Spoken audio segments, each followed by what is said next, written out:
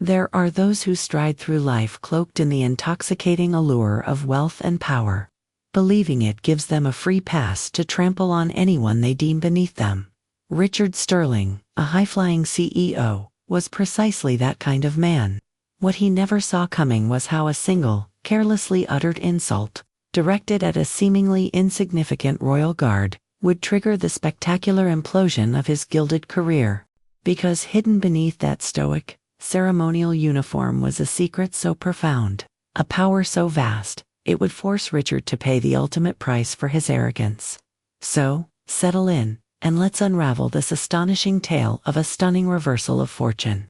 A story you won't want to miss, right here on Revenge, Ruby. Richard Sterling. Just whisper that name in the cutthroat financial circles of New York, and an image would instantly spring to mind. A man at the absolute pinnacle of success by 45. As CEO of the sprawling tech multinational, Innovate Corp, Richard was blessed with a razor-sharp intellect, a debonair charm that could disarm or intimidate as needed, and a bank account overflowing with the spoils of his conquests. His domain was a lavish penthouse overlooking Central Park, his chariot, a private jet that whisked him across continents. His daily reality, a chorus of deferential yes-men. Richard, it seemed, had everything one could desire, everything that is, except a shred of humility. In his meticulously ordered worldview, humanity was starkly divided, the titans like himself, and then, well, everyone else, the unremarkable, the ordinary, the easily dismissed. His impatience was legendary, often curdling into outright contempt for his subordinates, for service staff, for anyone he perceived as occupying a lower rung on the ladder of importance. Time is money, people, he'd snap, his voice dripping with disdain. And I don't have a second to waste on stragglers. On this particular crisp autumn morning, Richard was en route to London. Awaiting him was a board meeting of Innovate Corp's European subsidiary, a meeting of monumental consequence. The fate of a multi-billion-dollar venture hung in the balance. His mood, already frayed by the high stakes, was further agitated by persistent, yet vague, whispers about a shadowy major shareholder, someone who had been stealthily tightening their grip on the company. But Richard, ever the master of his own universe, contemptuously brushed these rumors aside. Who would dare stand in my way? He scoffed internally, a smirk playing on his lips. His confidence was a fortress, seemingly impregnable. Richard's private jet touched down at Heathrow with its customary smoothness. He breezed through VIP customs, the world bending to his status, and was quickly ushered into a waiting limousine. His destination, St. James's Palace, an edifice steeped in history, where a crucial pre-meeting event was scheduled, a mingling of royalty, influential partners, and, of course, men like Richard. He had little patience for such pomp and circumstance, but he understood its currency. It was a stage to project power, to forge alliances that could further swell his empire.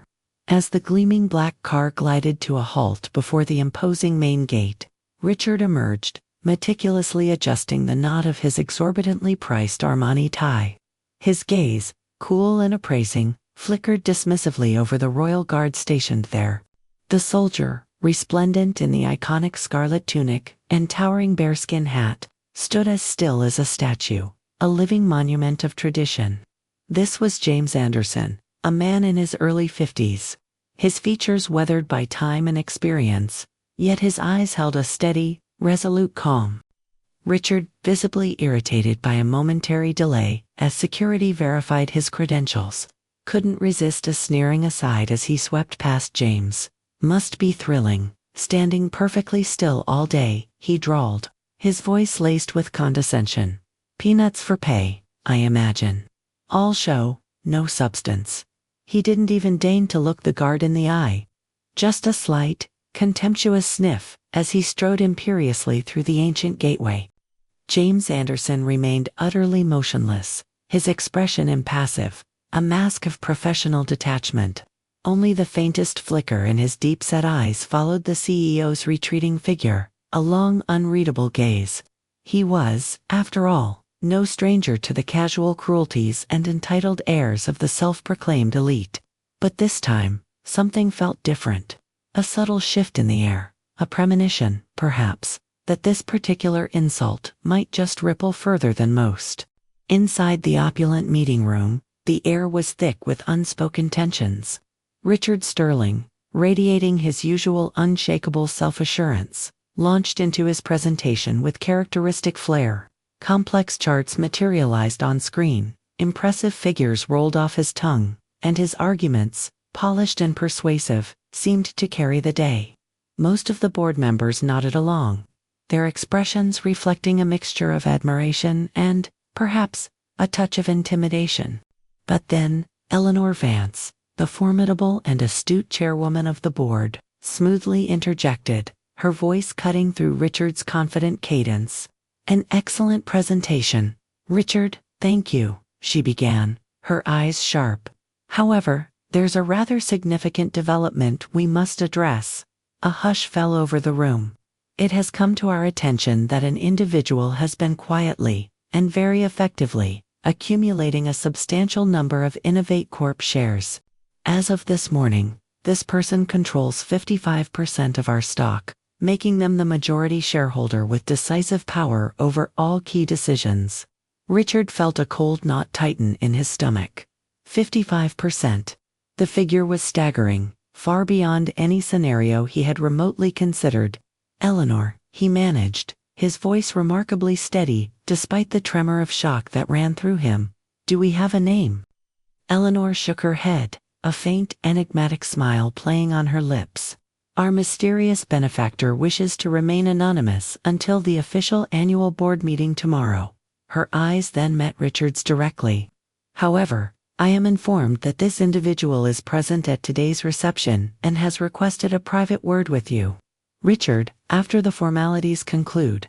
A chilling unease crept into Richard's mind, a stark contrast to his usual composure. Who could have orchestrated such a silent, brilliant coup? He mentally scrolled through his list of rivals, of heavyweight investors, of anyone with the means and motive, but no name clicked. Probably some nouveau rich upstart trying to make a splash, he told himself, a desperate attempt to regain his mental footing. Throughout the ensuing reception, a glittering affair filled with polite smiles and carefully guarded conversations, Richard was a man possessed. He scanned the room, his eyes darting from one cluster of aristocrats and business magnates to another, desperately trying to unmask this clandestine power player. He engaged in small talk with several titans of industry, probed subtly with a few influential politicians, but found no telltale signs, no flicker of recognition that betrayed the mystery shareholder. The entire event felt like a charade, and a growing exhaustion settled over him. He just wanted it to be over, to finally confront whoever was pulling these invisible strings. At long last, the grand reception began to wind down. The clinking of champagne flutes softened, the murmur of conversation dwindled.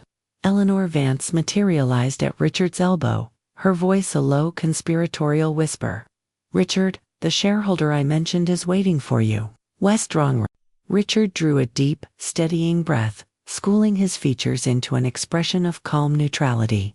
His mind, however, was a maelstrom of speculation. He followed Eleanor's discreet gesture, his footsteps echoing slightly on the polished marble floor, each step taking him closer to an unknown fate. The heavy oak door to the west drawing room loomed before him. He pushed it open.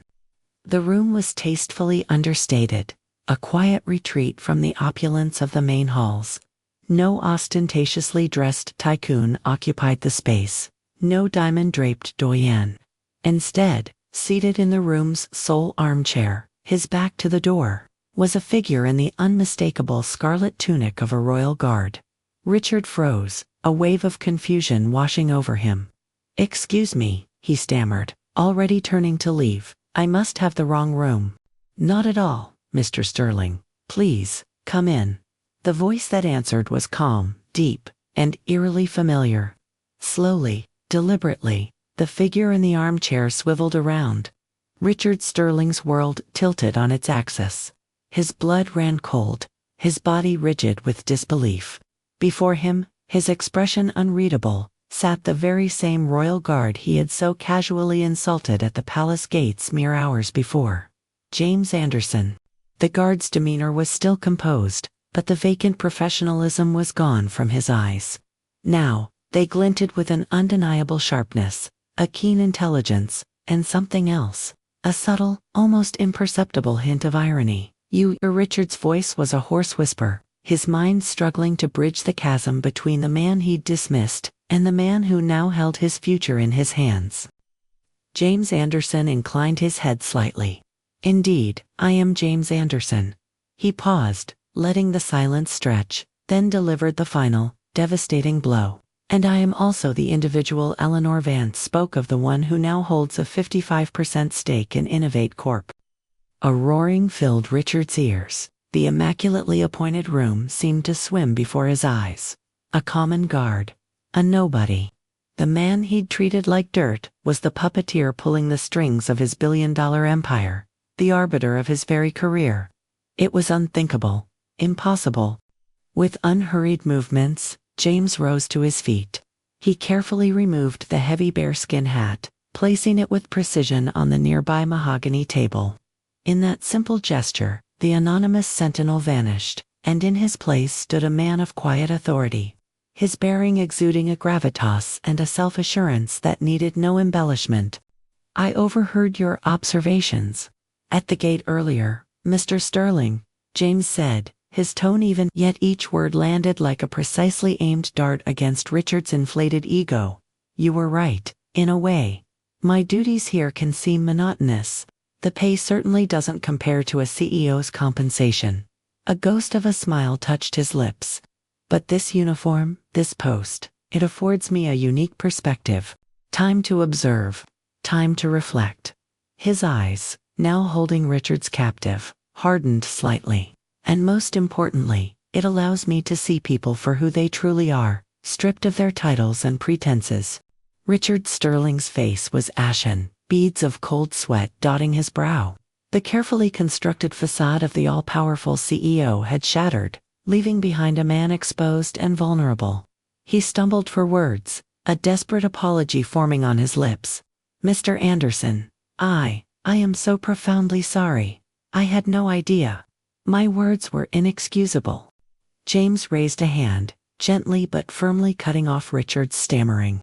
Mr. Sterling, he began, his voice retaining its calm authority. Wealth and position do not define a person's worth. How you treat those you consider beneath you, that is the true measure of a man. He continued, his gaze unwavering. I spent many years in active military service. Later, for personal reasons, and seeking a quieter, more grounded existence, I chose this post. It allowed me to observe the world from a different vantage point. In parallel, I continued to manage my investments, focusing on enterprises I believed in. Innovate Corp was one such investment. I saw its immense potential. James paused, his eyes narrowing slightly.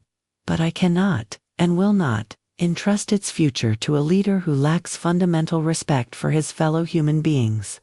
James looked directly at Richard, his expression resolute. The board has already convened informally, and exercising my prerogative as majority shareholder, I have made my decision. Innovate Corp needs a CEO who possesses not only brilliance but also integrity.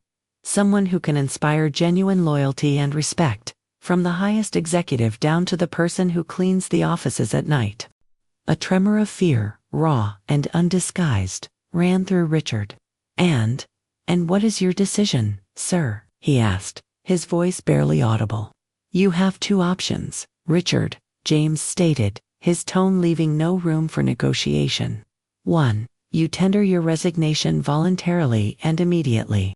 We will draft a mutually agreeable separation package, allowing you to depart with some semblance of dignity. 2. I will publicly announce the reasons for your dismissal at tomorrow's formal board meeting.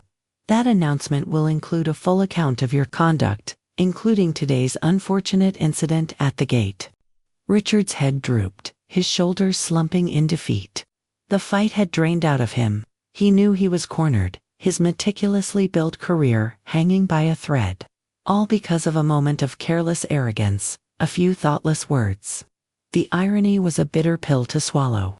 I choose the first option," Richard finally choked out, the words laced with a profound bitterness and a dawning, painful regret. James Anderson nodded slowly. "A wise choice, albeit a belated one. I sincerely hope this serves as a lasting lesson for you, Mr. Sterling." His gaze softened, just a fraction, taking on a hint of weary wisdom. Never judge a book by its cover. The most unassuming binding can often conceal the most compelling story. The following day, Innovate Corp issued a terse press release. CEO Richard Sterling was stepping down, effective immediately, for personal reasons. The official story was neat, tidy, and devoid of any scandal. Only a select few, Richard himself, the ever-discreet Eleanor Vance, and James Anderson, knew the full, unvarnished truth behind the abrupt departure. Richard Sterling left London, a profoundly changed man. The arrogant swagger was gone, replaced by a heavy cloak of shame and a hard-won, humbling awareness. He had lost his coveted throne, his power, his prestige. But in that devastating loss, perhaps he had gained something far more valuable, a brutal, unforgettable lesson in humility. As for James Anderson, he didn't abandon his post at the palace. When his schedule allowed, he would still don the scarlet tunic and bearskin hat, finding a certain solace in the quiet discipline of the guard duty. For him, it wasn't just a job. It was an anchor, a way to remain connected to the everyday world, a constant reminder of the core values that truly mattered. He swiftly appointed a new CEO for Innovate Corp, a leader renowned not only for their sharp business acumen, but also for their deep-seated integrity and their remarkable ability to connect with people from all walks of life. Under this new stewardship, and with James's quiet oversight, Innovate Corp began to flourish anew. Its foundations rebuilt on principles of respect, collaboration, and genuine human decency. The intertwined destinies of Richard and James serve as a potent reminder for us all. True power, the kind that endures, isn't found in expensive suits, lofty titles, or a commanding presence in a boardroom. It resides in character.